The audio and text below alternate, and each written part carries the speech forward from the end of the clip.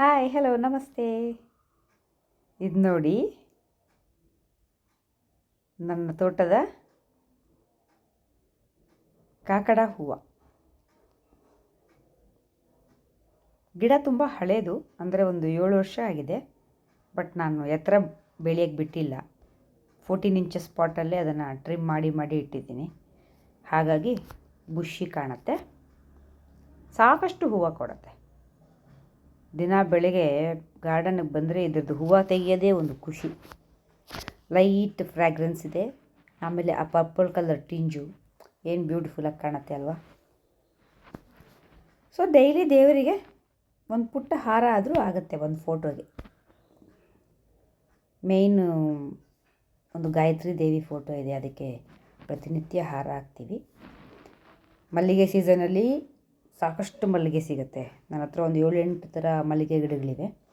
ಅಂದರೆ double petal, single petal, multi petal, ಆಮೇಲೆ Arabian jasmine.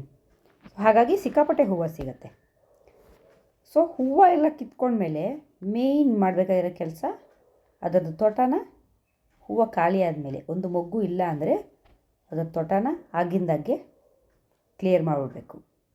ಹಾಗೆ ಮಾಡಿದ್ರೆ ಮಾತ್ರ ನಿಮಗೆ ಗಿಡದ ತುಂಬ ಹೂವು ಕಾಣೋಕ್ಕೆ ಸಾಧ್ಯ. ಸುಮಾರು ಜನ ಕೇಳ್ತಾರೆ, ನಂದು ದೊಡ್ಡ ಗಿಡ ಆಗಿದೆ ಆದರೆ ಹೂವು ಬಿಡ್ತಾ ಇಲ್ಲ ಅಂತ.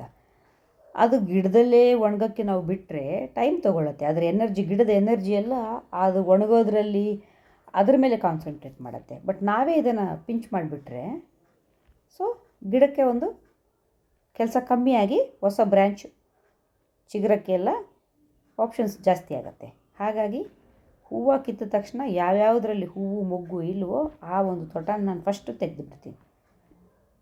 ಹಾಗೆ ಕ್ಲಿಯರ್ ಮಾಡೋದ್ರಿಂದ ಗಿಡ ಹೆಲ್ತಿಯಾಗೂ ಇರುತ್ತೆ, ಜಾಸ್ತಿ ಹೂವನ್ನು ಬಿಡುತ್ತೆ. ಯಾವ್ಯಾವುದರಲ್ಲಿ ಒಂದು ಮೊಗ್ಗು ಕೂಡ ಇಲ್ಲ, ಆ ಥರ ಉದ್ದುದ್ದ ಬ್ರ್ಯಾಂಚ್ ಇರುತ್ತೆ ಸ್ಟೆಮ್ಮುಗಳು, ಅದನ್ನು ಕೂಡ ಕಟ್ ಮಾಡಿಬಿಡ್ಬೋದು.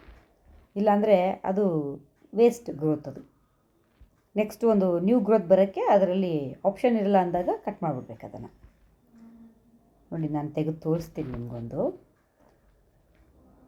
ಸಿಕ್ಕಾಪಟ್ಟೆ ಹೂವಿಂದೇ ಇದೆ, ಬಹುಶಃ ನಾನು 1-2 ದಿವಸ ತೆಗೆದಿಲ್ಲ ಅನಿಸುತ್ತೆ. ನೋಡಿ, ಇದು ಕಡ್ಡಿ ಸುಮ್ಮನೆ ಉದ್ದ ಬೆಳ್ತಿದೆ, ಇದು ಮುಗೀತಿಲ್ಲ. ಅದನ್ನು ಸ್ಟೆಮ್ ಕಟ್ ಮಾಡಿದಾಗ ಒಂಚೂರು ಅಲ್ಲಿ ತುಂಬ ಹೆಚ್ಚಿಗೆ ನ್ಯೂ ಗ್ರೋತ್ ಬರುತ್ತೆ. ನೋಡಿ ಅಷ್ಟೇ, ಇದು ಡೆಡ್ ಗ್ರೋತು, ಯೂಸ್ ಇಲ್ಲ, ಕಟ್ ಮಾಡ್ಕೊಂಬಿಡ್ಬೇಕು.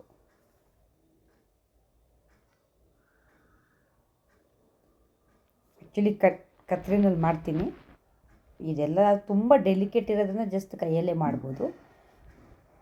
ಒಂದೇ ಸಮ ಫುಲ್ ಗಿಡದ ಮಾಡ್ತೀವಿ ಅಂದಾಗ ಸಿಸರ್ಸ್ ಯೂಸ್ ಮಾಡೋದು ಬೆಸ್ಟ್. ಈ ಥರ ನೋಡಿಬಿಟ್ಟು ಕರ್ಬೇವಿನ ಸೊಪ್ಪು ಅಂದ್ಕೋಬೇಡಿ ಯಾರು. ನೋಡಿ ಹೇಗೆ ಕಾಣಿಸ್ತಾ ಇದೆ. ಸೊ ಇವತ್ತು ಟೋಟಲಾಗಿ ಇಷ್ಟು ಇವತ್ತಿನ ಕುಯ್ಲು, ಟುಡೇಸ್ ಹಾರ್ವೆಸ್ಟ್.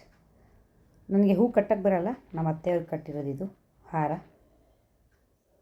ಶಿ 75 ಇಯರ್ಸ್, ನನಗಿಂತ ಬೆಟರು. ಸೊ ಇದು ನಮ್ಮ ದೇವರ ಮನೆ. ಇವತ್ತು ನಾವು ದೇವರಿಗೆ ಅರ್ಪಿಸಿದ್ದೀವಿ ಗ್ರಹಣದ ಸ್ನಾನದ ನಂತರ. Thank you for watching.